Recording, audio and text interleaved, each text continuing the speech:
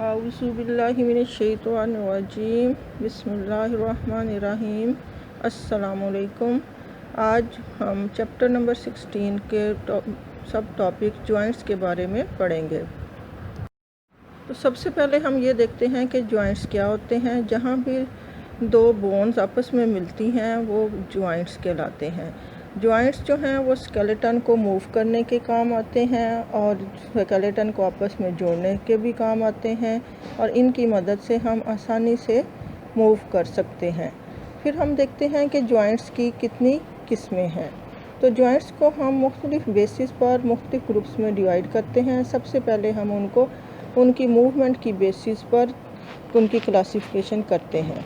तो जॉइंट्स को मूवमेंट की बेसिस पर हम 3 ग्रुप्स में डिवाइड करते हैं। सबसे पहले है इमूवेबल जॉइंट्स जो बिल्कुल हरकत नहीं करते, दूसरे हैं स्लाइटली मूवेबल जॉइंट्स जो थोड़ा सा मूव करते हैं और तीसरे हैं फ्रीली मूवेबल जॉइंट्स जो चारों तरफ मूव करते हैं। फ्रीली मूवेबल जॉइंट्स के आगे फिर बहुत सारी और किस्में हैं।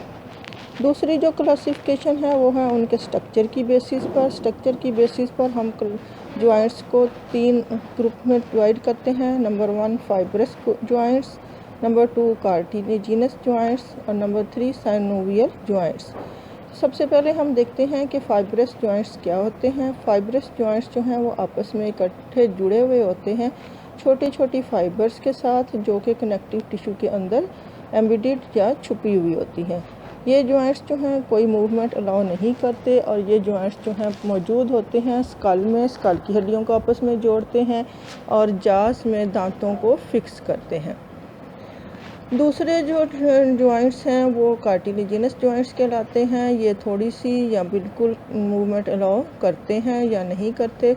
इनमें क्या है, हेलाइन कार्टिलेज होती है जो कि जॉइंट्स के दरमियान मौजूद होती है। हड्डियां जो हैं या बोन्स जो हैं वो फाइब्रस कार्टिलेज के ज़रिए आपस में जुड़ी होती हैं और ये जॉइंट्स ख़ास तौर पर वर्टिब्रा के अंदर मौजूद होते हैं।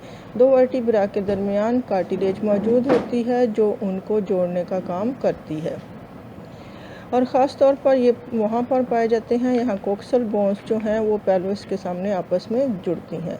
तीसरी टाइप के जो जॉइंट्स हैं वो साइनोवियल जॉइंट्स कहलाते हैं। इनके अंदर जो है एक कैविटी होती है जिसे साइनोवियल कैविटी कहते हैं। इस कैविटी या डिप्रेशन के अंदर जो है वो एक ख़ास लिक्विड फील्ड होता है जिसे हम साइनोवियल फ्लूइड कहते हैं और ये जो लिक्विड है ये फ्रिक्शन को कम करने के काम आता है, जिसकी वजह से मूविंग जॉइंट्स या बोन्स जो हैं उनके दरमियान फ्रिक्शन कम हो जाती है। ये जॉइंट जो है उसके बाहर जो है वो एक कनेक्टिव टिश्यू की लेयर होती है जिसे फाइब्रस कैप्सूल कहते हैं और उनकी अंदर वाली जो लेयर है यानी 2 मेम्ब्रेन होती हैं। बाहर वाली मेम्ब्रेन फाइब्रस कैप्सूल कहलाती है और अंदर वाली लेयर जो है वो साइनोवियल मेम्ब्रेन कहलाती है। कैप्सूल के कुछ जो पार्ट्स हैं वो मॉडिफाइड होते हैं ताकि वो डिस्टिंक्ट लिगामेंट बनाएं जो कि दोनों बोन्स को आपस में जोड़ते हैं। वो तमाम कनेक्टिव टिश्यू जो 2 बोन्स को आपस में जोड़ते हैं उनको हम लिगामेंट कहते हैं। उसके बाद साइनोवियल जॉइंट्स की आगे फिर 2 टाइप्स हैं, हिंग जॉइंट और बॉल एंड सॉकेट जॉइंट। हिंग जॉइंट जो है ये मूवमेंट जो है 2 डायरेक्शन में करता है, यानी या ये खुलता है या ये बंद हो जाता है।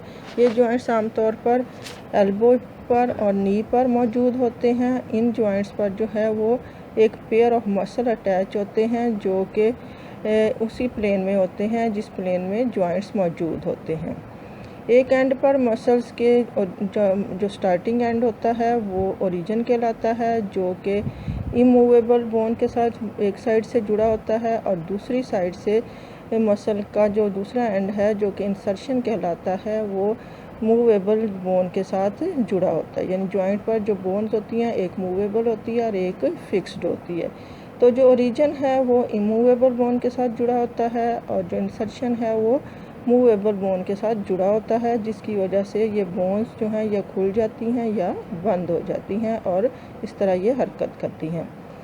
इसकी दूसरी जो टाइप है वो है बॉल एंड सॉकेट जॉइंट। ये जॉइंट जो है वो चारों तरफ मूव कर सकता है और ये जॉइंट्स के अंदर जो है वो एक की बजाय 2 पेयर ऑफ मसल अटैच होते हैं जो कि एक दूसरे के परपेंडिकुलर या 90 के एंगल पर मौजूद होते हैं।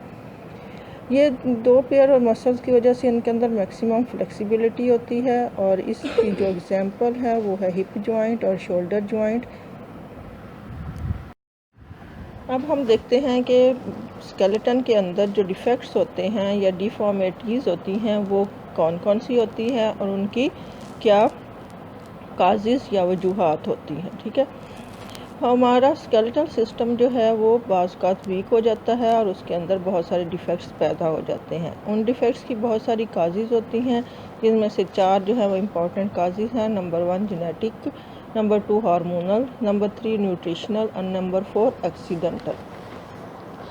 तो जेनेटिक जो काजेज़ हैं उसके अंदर सबसे पहले एग्जांपल जो है वो क्लेफ्ट प्लेट की है। क्लेफ्ट प्लेट में क्या होता है कि मुंह के अंदर वाली साइड पर, ऊपर वाली जगह पर, जहां नेज़ल कैविटी के नीचे दोनों जास आपस में मिलते हैं, जिन्हें हम पैलाटाइन प्रोसेसेस कहते हैं, मैक्सिला के और पैलाटाइन के, वो आपस में जुड़े हुए होते हैं, जिसकी वजह से नेज़ल कैविटी का सुराख माउथ के अंदर नहीं होता।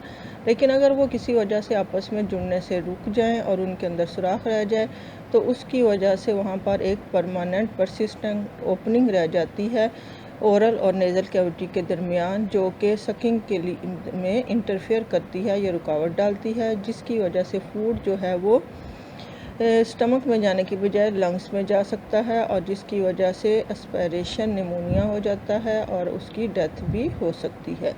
दूसरी जो जेनेटिक काजेज़ में प्रॉब्लम है या उसकी वजह से बीमारी पैदा होती है वो है माइक्रोसेफेली, जिसमें सर बिल्कुल छोटा रह जाता है और ये भी जेनेटिक डिफेक्ट्स की वजह से होता है। तीसरी जो बीमारी है वो आर्थराइटिस या जोड़ों का दर्द होता है, जिसमें तकरीबन 100 डिफरेंट टाइप्स की इन्फ्लेमेटरी या रीजनरेटिव डिजीज़ शामिल होती हैं जो कि जॉइंट्स को नुकसान देती हैं। उसके बाद ऑस्टियोआर्थराइटिस है जो कि मोस्ट कॉमन क्रोनिक आर्थराइटिस है, जिसमें कि जॉइंट्स जो हैं आहिस्ता आहिस्ता बिल्कुल ख़त्म हो जाते हैं और ये भी जेनेटिक प्रॉब्लम्स की वजह से ये इनहेरिटेड होता है। दूसरी जो काजेज़ हैं वो हैं हार्मोनल काजेज़ या हार्मोन्स का कमी की या ज़्यादती की वजह से जो प्रॉब्लम होते हैं। उसमें सबसे इम्पॉर्टेंट प्रॉब्लम जो जोड़ों के अंदर या स्केलेटन के अंदर होता है वो है ऑस्टियोपोरोसिस, जिसमें हड्डियां कमज़ोर हो जाती हैं या उनके अंदर सुराख पैदा होना शुरू हो जाते हैं। ये भी एक ग्रुप ऑफ डिजीज़ है जिसमें बहुत सारी बीमारियां शामिल हैं। इसमें क्या होता है कि बोन्स रीजॉर्प्शन जो है वो आउटपेस करती है बोन डिपॉजिट को, यानी बोन्स में से जो मिनरल निकल रहे होते हैं उनकी मिकदार ज़्यादा होती है बनिस्बत उनके जो उसमें ऐड हो रहे होते हैं। ठीक है, तो उस वजह से क्या होता है कि बोन्स कमज़ोर होना शुरू हो जाती हैं और उनके अंदर उनकी मैस जो है वो कम हो जाती है, जिसकी वजह से वो वीक हो जाती हैं। और केमिकल कंपोजिशन जो है वो भी मैट्रिक्स की नॉर्मल से कम नहीं होती, लेकिन जो अंदर वाली बोन है वो कम हो जाती है, जिसकी वजह से जो पिचकना शुरू कर देती हैं। यह मोस्टली 8 वुमेन के अंदर होता है, जो कि अमूमन कहा जाता है कि ये एस्ट्रोजन लेवल के कम होने की वजह से होता है। दूसरे फैक्टर्स जो कि इसमें अहम रोल प्ले करते हैं उसमें इनसफिशिएंट एक्सरसाइज है, डाइट में कैल्शियम की कमी का होना है, प्रोटीन की कमी का होना है और स्मोकिंग वगैरह है। इसकी क्योर या इलाज क्या है कि एस्ट्रोजन रिप्लेसमेंट थेरापी जो है वो बेस्ट प्रोटेक्शन प्रोवाइड करती है ऑस्टियोपोरोटिक बोन फ्रैक्चर्स के लिए। इसमें उनको एस्ट्रोजन के इंजेक्शंस दिए जाते हैं। तीसरी जो काजेज़ हैं इसमें वो है न्यूट्रिशनल काजेज़। उसमें क्या है, ऑस्टियोमलेशिया है, सॉफ्ट बोन्स हैं। इसमें भी बहुत सारी बीमारियां शामिल हैं, जिसमें बोन्स जो है उसके अंदर मिनरल्स की कमी हो जाती है और ख़ासतौर कैल्शियम जो आयन जो हैं वो बोन के अंदर डिपॉजिट नहीं हो सकते किसी की वजह से, और इस वजह से बोन्स जो हैं वो सॉफ्ट और वीक हो जाती हैं। ख़ासतौर पर वेट बेरिंग बोन्स जो हैं लेग्स और पेल्विस की, उनके ऊपर जब वज़न पड़ता है तो वो बेंड हो जाती हैं और उनकी शक्ल ख़राब हो जाती है। इसकी जो है मेन सिम्टम ये है कि इन बोन्स के ऊपर जब वेट रखा जाता है तो उनके अंदर शदीद पेन होती है। दूसरी जो न्यूट्रिशनल डेफिशिएंसी की वजह से बीमारी होती है वो रिकेट्स की बीमारी कहलाती है। ये भी एक और डिज़ीज़ है जिसमें चिल्ड्रन जो हैं उनकी टांगें टेढ़ी हो जाती हैं और पेल्विस डिफॉर्म हो जाता है, जिसकी वजह से उनको बैठने में प्रॉब्लम होता है। ये भी कैल्शियम और विटामिन डी की कमी से होता है कि और इसकी इलाज ये है कि इसमें विटामिन डी फोर्टिफाइड मिल्क बच्चों को दिया जाता है और उन्हें धूप में लटाया जाता है। उसके बाद 4 नंबर पर है एक्सीडेंटल काजेज़। इसमें डिस्क स्लिप है, स्पॉन्डिलोसिस है, सियाटिका है और आर्थराइटिस है। अब हम देखते हैं कि डिस्क स्लिप क्या होती है। सबसे पहले हम देखते हैं कि स्ट्रक्चर जो है डिस्क स्लिप का वो क्या है। तो डिस्क जो है वो दो वर्टिब्रा के दरमियान एक कुशन लाइक स्ट्रक्चर होता है जो कि इंटरवर्टिब्रल डिस्क कहलाती है। इसके अंदर दो हिस्से होते हैं। पहला हिस्सा जो है इनर, उसका अंदर वाला हिस्सा जो है वो सेमी फ्लूइड लाइक होता है और वो न्यूक्लियस पल्पोसिस कहलाता है, जो कि एक रबड़ बॉल की तरह एक्ट करता है और डिस्क के अंदर इलास्टिसिटी और कंप्रेसिबिलिटी पैदा करता है। और इस गोल स्ट्रक्चर के बाहर जो है वो एक आउटर कवरिंग होती है और वो कार्टिलेज से बनी होती है और वो फाइब्रो कार्टिलेज कहलाती है और उसका नाम जो है वो एनुलस फाइब्रोसिस होता है। और एनुलस फाइब्रोसिस जो है वो दो सक्सेसिव वर्टिब्रा को आपस में इकट्ठा करके रखता है। डिस्क का काम क्या है कि डिस्क जो है वो शॉक एब्जॉर्बर के तौर पर काम करती है वॉकिंग के दौरान, चलने में, जंपिंग में, रनिंग में और बेंट लेटरली साइड्स पर मुड़ने में। अब वो कहता है कि बाज़-औक़ात क्या होता है कि जो वर्टिब्रा हैं उनके अंदर कोई प्रॉब्लम हो जाता है, जैसे चोट लग जाना, ट्रामा, फिज़िकल ट्रामा, या अगर आप वज़न उठा रहे हैं और उसके साथ साथ आगे को झुक रहे हैं तो उसमें क्या होता है कि जो उसका स्पाइन है वो अपनी जगह से हिल जाता है और किसी ना किसी डिस्क को इंजर करता है। ठीक है, और इस प्रोसेस को कहते हैं हर्नेशन ऑफ डिस्क। हर्नेटेड डिस्क जो है, जिसे हम स्लिप डिस्क भी कहते हैं, उसमें क्या होता है कि जो एनुलस फाइब्रोसिस है वो रप्चर हो जाता है और उसके वजह से अंदर से स्पॉन्जी न्यूक्लियस पल्पोसिस जो है वो थोड़ा सा बाहर निकल आता है, जैसे कि डायग्राम में दिखाया गया है। डायग्राम में आप देखें, आपको गोल शक्ल के दो रिंग नज़र आ रहे हैं। इसके अंदर वाले का नाम न्यूक्लियस है और बाहर वाले का एनुलस है। तो बाहर वाली, नीचे वाली दूसरी डायग्राम में देखें कि एनुलस जो है वो एक जगह से थोड़ा सा टूट गया है या रप्चर हो गया है और अंदर वाला लिक्विड वहाँ से बाहर निकलकर स्पाइनल नर्व के ऊपर आ गया है और स्पाइनल नर्व को स्टैब कर रहा है या उसके ऊपर दबाव डाल रहा है, जिसकी वजह से स्पाइनल नर्व जो है उसके ऊपर पेन होना शुरू हो जाता है। और बाज़ औक़ात क्या होता है कि अगर ज़्यादा इंजरी हो तो ये नर्व्स जो हैं वो डैमेज या डिस्ट्रॉय भी हो सकते हैं, जिसकी वजह से वो सारा एरिया जो है वो इनएक्टिव हो जाता है। अब इसका इलाज क्या है? इसका इलाज ये है कि इसमें बेड रेस्ट होता है या खींचकर उसको रस्सी से लटका देते हैं, ट्रैक्शन जिसे हम कहते हैं, या पेन किलर देते हैं। अगर इन सब चीज़ों से ये काम सही ना हो तो फिर इसको सर्जिकली रिमूव कर दिया जाता है। उसके बाद जो नेक्स्ट एक्सीडेंटल काजेज़ हैं स्केलेटन में प्रॉब्लम पैदा करने वाली, वो है स्पॉन्डिलोसिस। इसमें क्या है कि इमोबिलिटी होती है और फ्यूजन ऑफ वर्टिब्रल जॉइंट्स होता है। वर्टिब्रल के जॉइंट्स जो हैं वो आपस में जुड़ जाते हैं और वर्टिब्रा हरकत नहीं कर सकते।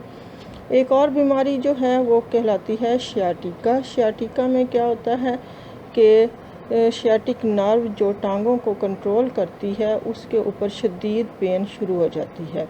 इसकी वजह भी यही होती है कि प्रॉक्सिमल सियाटिक नर्व जो है वो किसी वजह से डैमेज हो जाती है, चाहे गिरने की वजह से हो या हर्नेटेड डिस्क की वजह से हो या improper administration of injection into the buttock. अगर हिप में कोई इंजेक्शन लगा है और उसने सही जगह पर नहीं लगाया गया बल्कि वो किसी नर्व के ऊपर लग गया है तो भी वो नर्व इंजर हो जाती है और पेन करती है।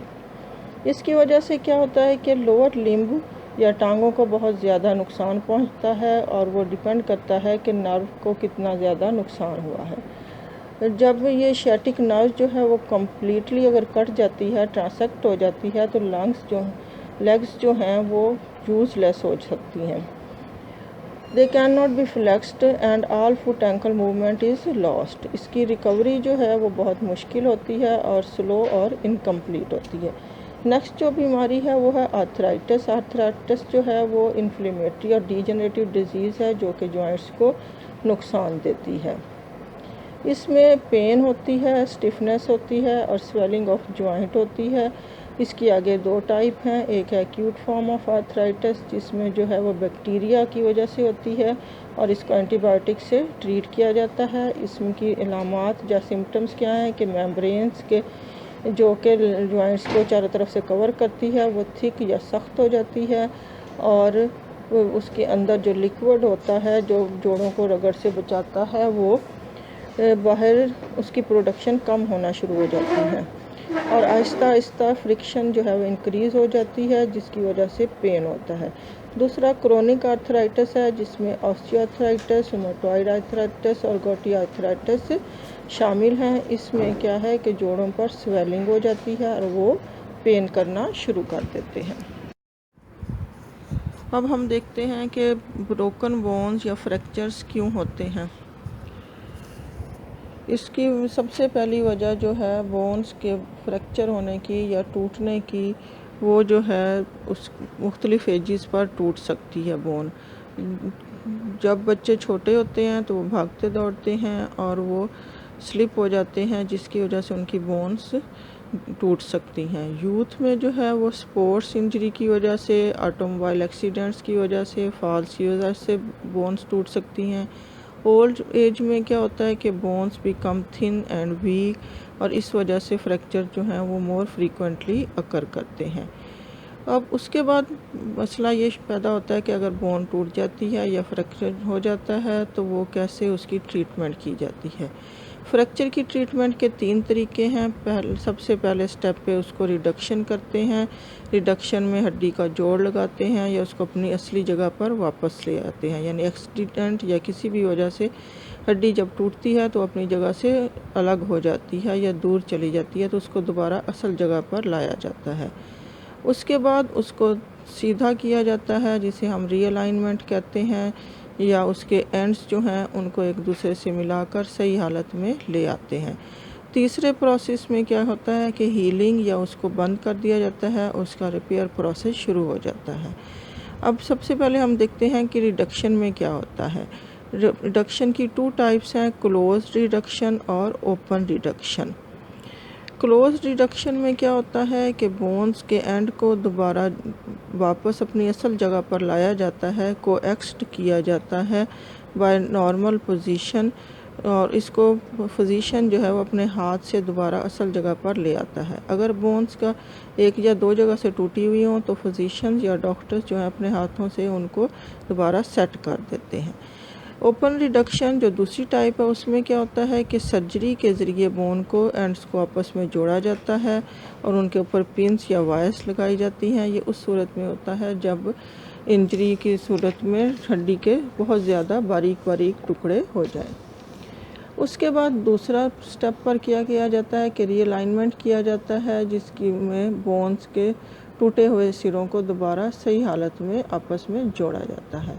3rd नंबर पर हीलिंग प्रोसेस है। उसमें क्या होता है कि ब्रोकन बोन को रिड्यूस और रीअलाइनमेंट करने के बाद इमोबिलाइज्ड कर दिया जाता है बाय अ कास्ट और by traction to allow the healing process to begin. Healing time जो है वो वेरी करता है regarding age and bone type.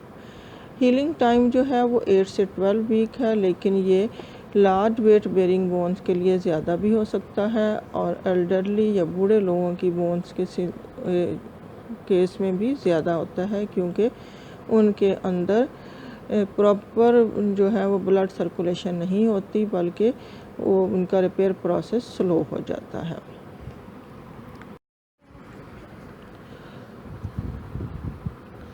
Repair process, अब हम देखते हैं कि रिपेयर का प्रोसेस कैसे होता है। रिपेयर का प्रोसेस जो है वो 4 फेजेस में होता है।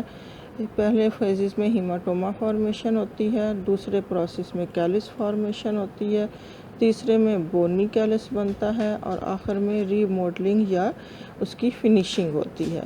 तो सबसे पहले स्टेप पे हम देखते हैं कि हीमाटोमा फॉर्मेशन क्या होती है। जब बोन ब्रेक करती है तो ब्लड वेसल्स जो हैं बोन के अंदर और उसके इर्द गिर्द में वो टॉर्न या ब्रेक हो जाती हैं और रिजल्टिंग हेमोरेज में क्या होता है कि ज़ख़म होना शुरू हो जाता है और ब्लड वहाँ पर इकट्ठा हो जाता है। इसके नतीजे में हीमाटोमा या मैस ऑफ क्लॉटेड ब्लड जो है वो फ्रैक्चर की साइड पर इकट्ठा हो जाता है। आफ्टर इसके बाद क्या होता है कि बोन सेल जो हैं जब उन्हें फूड नहीं मिलता ब्लड वेसल ब्रेक हो जाने की वजह से, तो बोन के सेल जो हैं वो डाई हो जाते हैं और टिश्यू जो है फ्रैक्चर की साइड पर वो स्वोलन हो जाता है और पेन करना शुरू कर देता है। ये क्लॉट्स जो हैं आहिस्ता आहिस्ता बॉडी खुद ब खुद रिमूव कर लेती है और या फिर सर्जन जो है वो इसको ऑपरेशन करके रिमूव कर देता है। दूसरे स्टेप पर क्या होता है कि कैलस फॉर्मेशन होती है, सॉफ्ट कैलस बनता है जो कि बोन के ब्रेक होने के 3 से 4 वीक के बाद बनता है। इसमें क्या होता है कि कैपिलरीज जो हैं वो हीमाटोमा के अंदर ग्रो करना शुरू कर देती हैं और तमाम डेब्रिस या फालतू मादों को क्लियर करके सफाई कर देती हैं। उसके बाद फाइब्रोब्लास्ट और ऑस्टियोब्लास्ट जो हैं वो फ्रैक्चर वाली साइड पर दोबारा शिफ्ट हो जाते हैं और नई बोन बनाना शुरू कर देते हैं। सबसे पहले सॉफ्ट बोन बनती है, उसके बाद जो है वो बोनी कैलस में या सख्त बोन में चेंज हो जाती है। ऑस्टियोब्लास्ट और ऑस्टियोक्लास्ट जो हैं वो अंदर फ्रैक्चर वाली साइड पर माइग्रेट होते रहते हैं, रैपिडली मल्टीप्लाई करते हैं और सॉफ्ट कैलस को बोनी कैलस में तब्दील कर देते हैं। बोन फॉर्मेशन जो है 3 से 4 वीक में शुरू होती है इंजरी के और उस वक्त तक जारी रहती है जब तक एक फर्म बोनी यूनियन नहीं बनता और इसमें अमूमन 2 या 3 महीने लग जाते हैं। उसके बाद रीमॉडलिंग होती है। रीमॉडलिंग में क्या होता है कि बोनी कैलस जो है वो रीमॉडल्ड होता है bye access material on the outside of the bone. उस बोन के बाहर जो है वो फर्निश्ड मटेरियल पॉलिश किया जाता है। Final structure of remodeled area resemble that of the original unbroken bone because it respond to the same set of mechanical stimuli. जब फाइनल बोन बन जाती है तो वो बिल्कुल वैसी ही होती है जैसी वो ब्रेक होने से पहले थी। अब हम देखते हैं कि साइनोवियल जॉइंट्स की कितनी टाइप्स हैं। साइनोवियल जॉइंट्स की 3 टाइप्स हैं, हिंग joint, ball and socket joint and pivot joint. Synovial joint जैसे कि हमने देखा है वो जॉइंट्स हैं जो फ्रीली मूवेबल जॉइंट्स होते हैं। तो सबसे पहला जो हिंग जॉइंट है उसकी एग्जांपल आपकी एल्बो जॉइंट है जो सामने डायग्राम में दिखाया हुआ है। ये 2 तरफ की मूवमेंट को अलाउ करता है। ये जॉइंट या खुलता है या बंद होता है बिल्कुल जैसे आपका डोर होता है। डायग्राम में देखें कि ये एक बोन जो है वो दूसरी बोन के अंदर बिल्कुल गोलाई में मूव करती है, फ्रीली मूव करती है। दूसरा जो जॉइंट है बॉल एंड सॉकेट जॉइंट, वो आपका पेक्टोरल गर्डल और पेल्विक गर्डल का जॉइंट है जिसको जो कि डायग्राम में राइट हैंड साइड पर दिखाया हुआ है। Ball and socket joint, hip joint, ये चारों तरफ फ्रीली मूव करने के अलाउ करता है और ये भी फ्रीली मूवेबल जॉइंट होता है। तीसरी टाइप जो है जॉइंट की वो है पाइवट जॉइंट जो आपकी गर्दन में होता है। नेक के पहले और दूसरे वर्टिब्रा के दरमियान जो जॉइंट होता है वो पाइवट जॉइंट होता है और ये फ्रीली मूवेबल होता है, मल्टी डायरेक्शनल। इसी तरह जो आपके हाथ की उंगलियों के और बाजू की हड्डियों के दरमियान जॉइंट होता है वो भी मल्टी डायरेक्शनल जॉइंट होता है।